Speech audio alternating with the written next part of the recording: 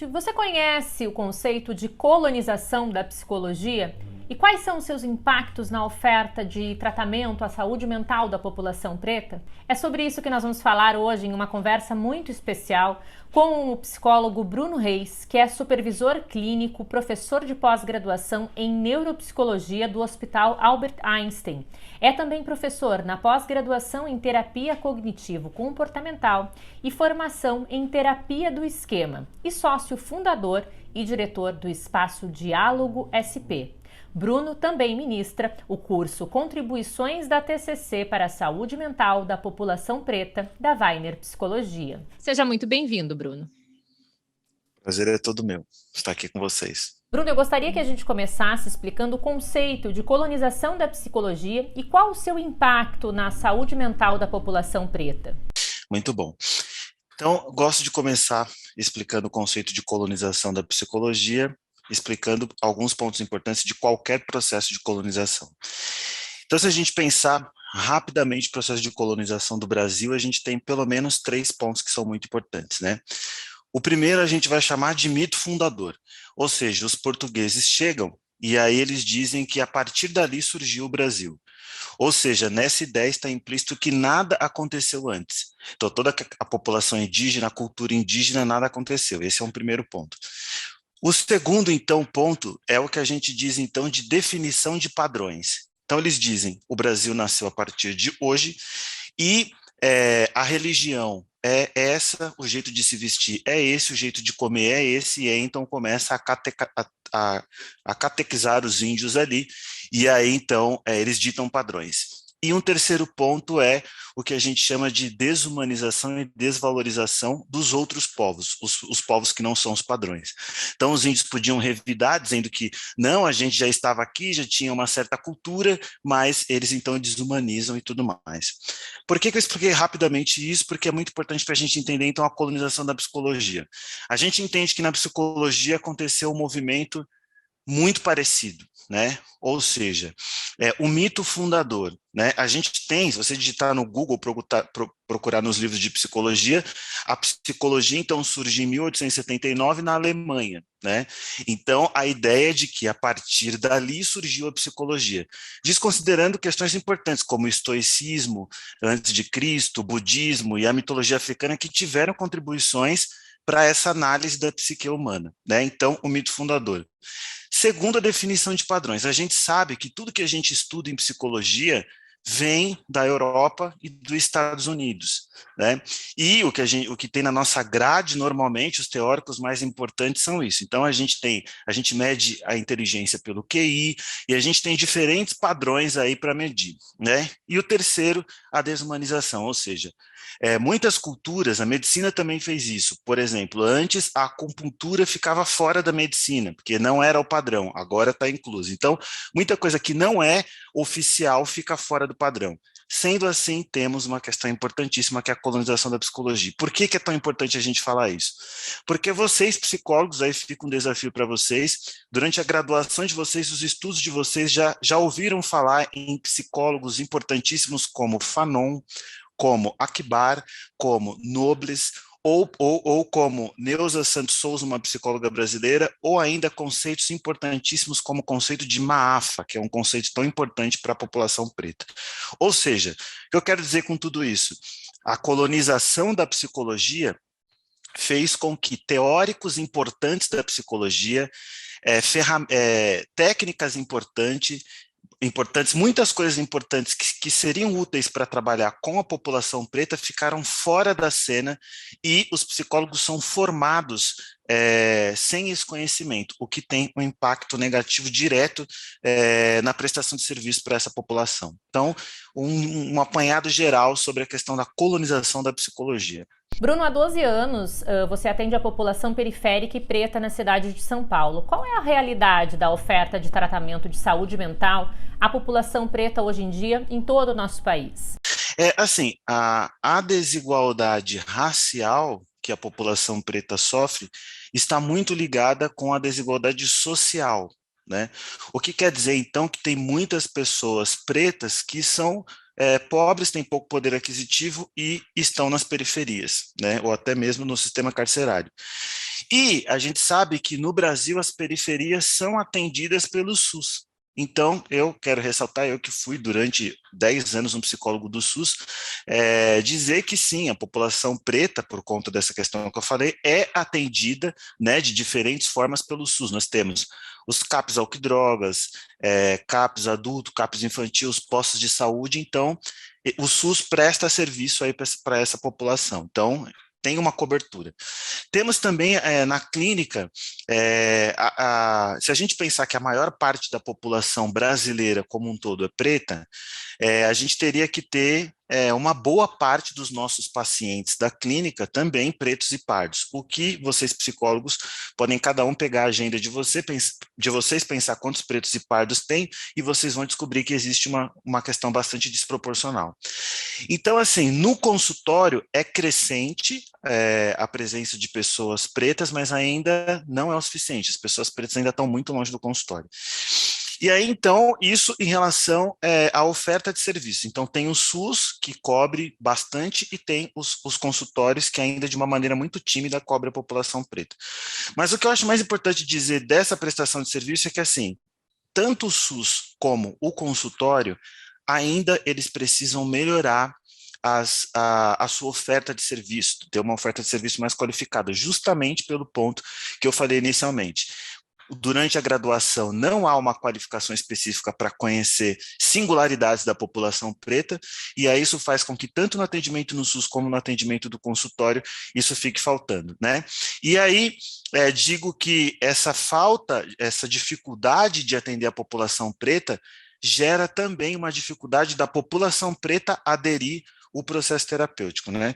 Você, por conta que não é comum, não é familiar, muitas pessoas pretas podem pensar que terapia é coisa de branco, vamos dizer assim, ou coisa de classe média, vamos dizer assim, e não entender de fato os objetivos da terapia, ou não se identificar com as técnicas e os processos terapêuticos que são colocados, né? Já que eles sofreram um processo de colonização e pode haver mesmo uma diferença, um conflito muito grande, né, do jeito que a técnica é aplicada e a melhor forma que poderia ser aplicada para a população preta. Então, temos aí uma questão importante para a gente trabalhar, não só para melhorar o acesso, mas como melhorar a qualidade dos serviços que chegam a ser prestados de saúde mental para a população preta. Perfeito, Bruno. Nós estamos falando, acho que isso é transversal em tudo que a gente falou até agora, mas eu te pergunto assim de forma mais objetiva, de que forma que o racismo, quais são os efeitos que a gente pode dizer que o racismo tem na saúde mental da população preta? Eu começo dizendo que, assim, uma pessoa preta convive diariamente com o racismo, né, já que a gente tem, então, um racismo estrutural, e ela convive diariamente com o racismo em pequenas coisas. Então, eu vou dar alguns exemplos só para deixar mais claro. Então, por exemplo,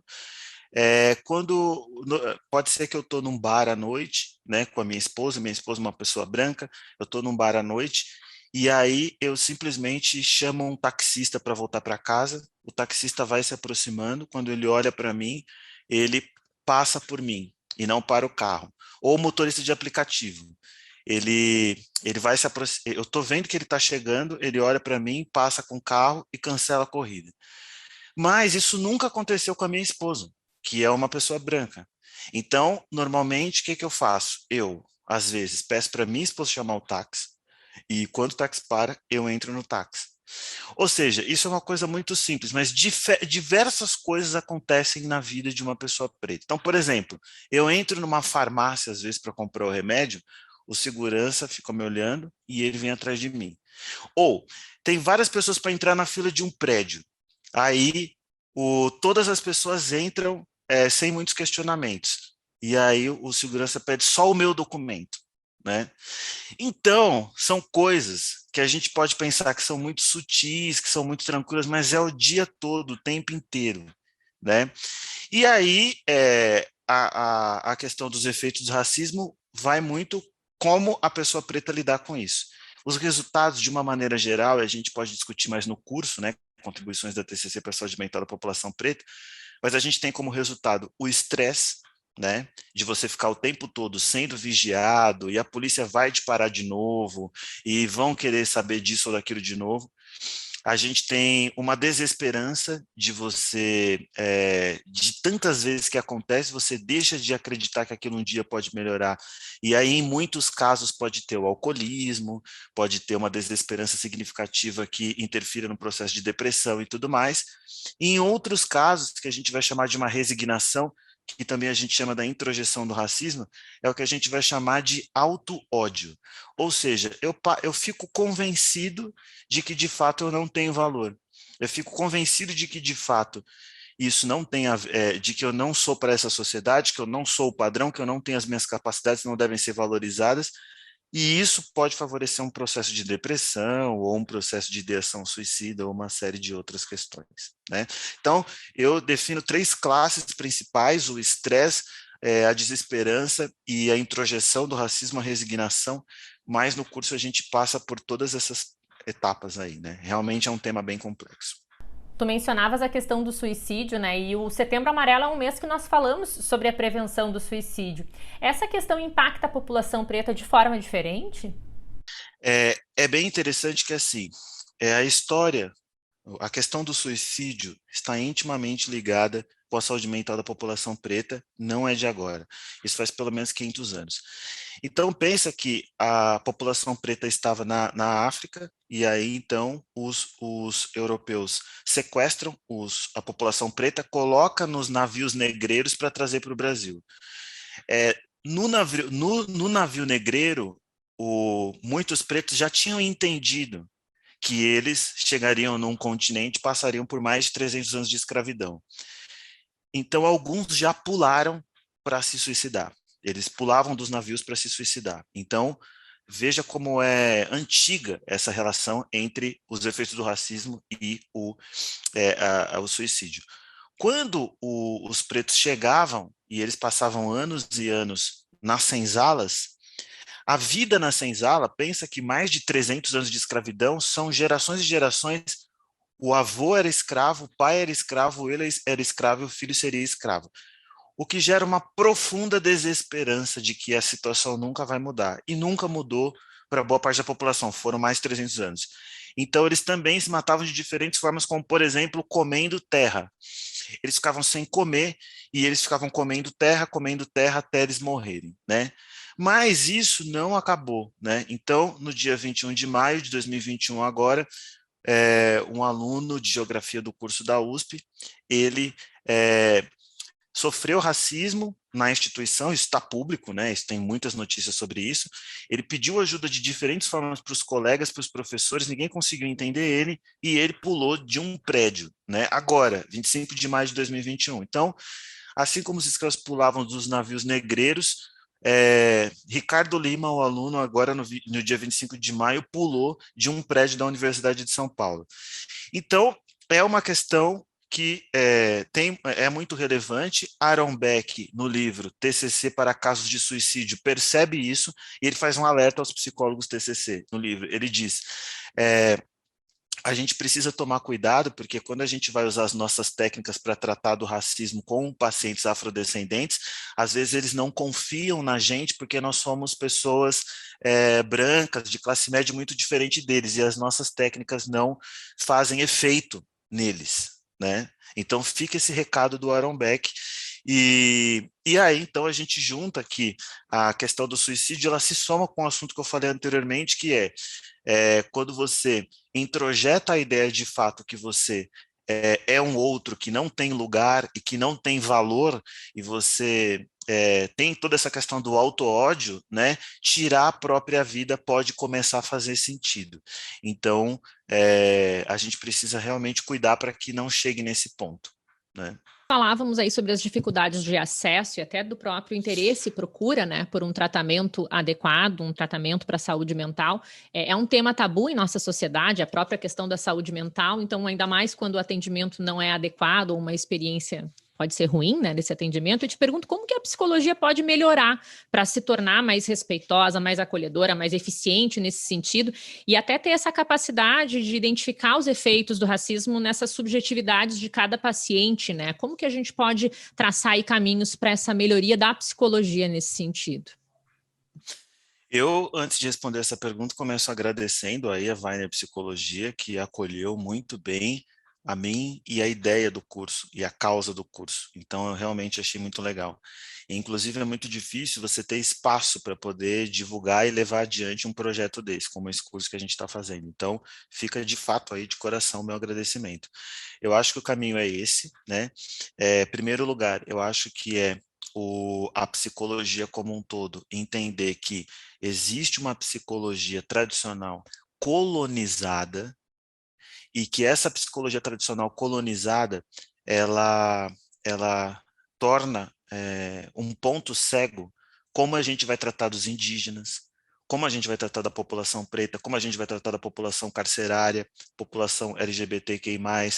Então, uma psicologia que entende que nós não sabemos tudo e tem muita coisa que a gente precisa aprender. A gente precisa abrir espaços para outros teóricos, para que a gente possa aprender com eles e acrescentar tudo isso nessa psicologia tradicional. Então, o que eu digo, a primeira questão é a abertura mesmo, né? Abertura, vamos colocar a TCC para dialogar com outras teorias e tudo mais, e isso tem dado resultados muito incríveis, né?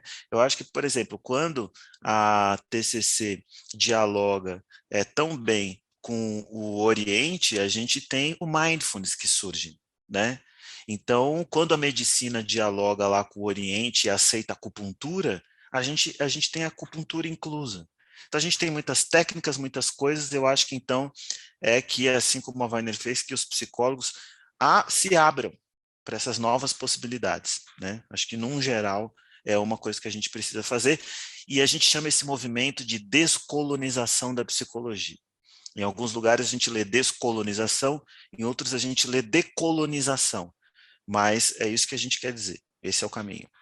Bruno, e para concluir, te pergunto o que as pessoas podem esperar do curso Contribuições da TCC para a Saúde Mental da População Preta, da Weiner Psicologia, e a quem esse curso é destinado. Ótimo. Primeiro, ele é destinado a todos e todas, estudantes e profissionais, que se interessem em compreender mais os efeitos do racismo na saúde mental da população preta, se abrir, né, para esse trabalho, né?